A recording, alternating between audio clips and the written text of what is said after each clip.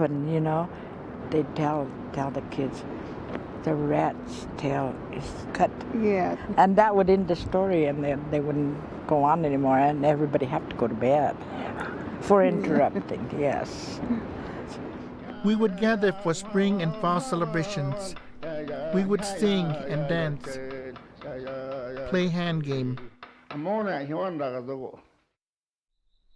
Damandoya bagi bagana havinore. Damandoya bagi bagana havinore. We would end the gatherings with the ceremonial dance, the Naraya.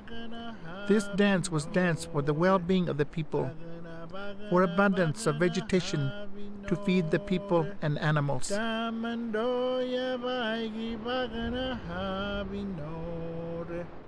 The expanse of the Great Basin gave us many gifts. Its isolation protected us.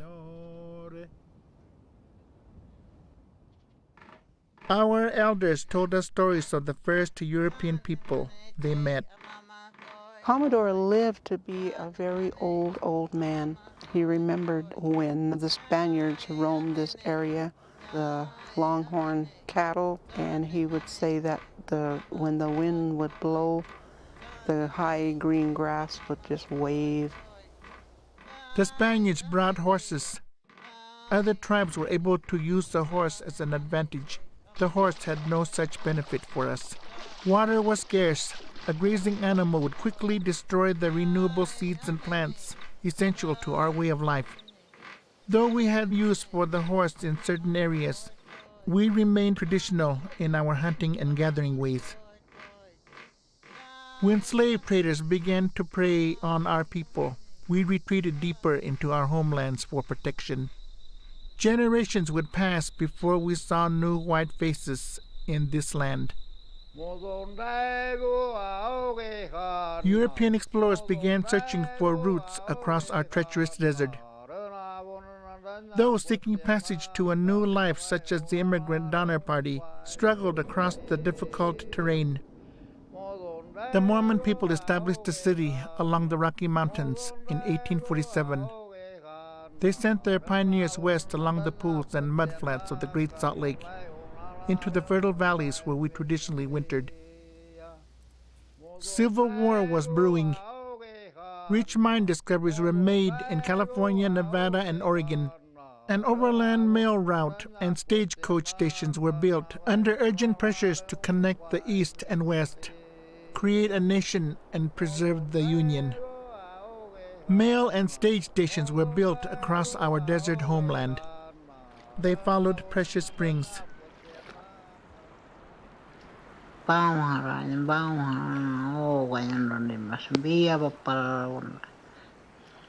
Usuka stage kuicha matungonikan sunno na katanda no hanan boya sunno na suran nabiding pinahan. The road brought thousands of travelers. The outposts also brought livestock and soldiers. Game was driven away, plant life decimated. Springs were fenced and close to us. Our people found themselves displaced, destitute. Soldiers and settlers became their enemies. That was terrorism. The old people used to say they wanted us gone. We were in their way of getting what they wanted. My father's older sister, she had a red dress on, and when they said that there were soldiers were coming, she climbed up a bare, dead tree without no foliage, and sitting up there with a red dress on, just a good target for the soldiers to shoot at, which they did and killed her. Well, those days they were killing the people wherever they find them at their camps. They'll just kill them for no reason. But you don't hear that anywhere. But we hear stories about those, what we call them massacres. That's what they were.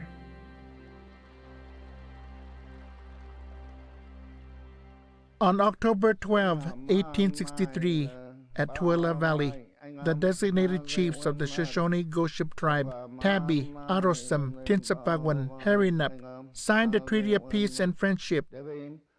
This treaty required that we give up our wandering and live on a reservation, that the government would compensate us for the destruction of game. A lot of the Indians back then didn't read, and they didn't understand English. And so you imagine they wonder, what are we going into? What is this law? What is it going to do to us? What do we have to do? And those kinds of things. These lands were lands that none of the white settlers wanted.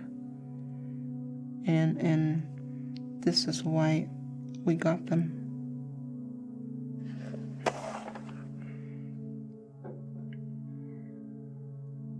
I wonder how these people were like, what they were like when I see their names. And now I have 4 grandchildren.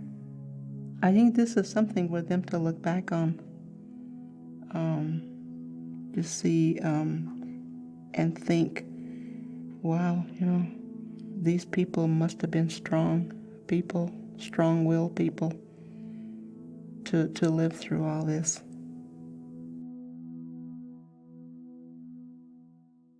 I'm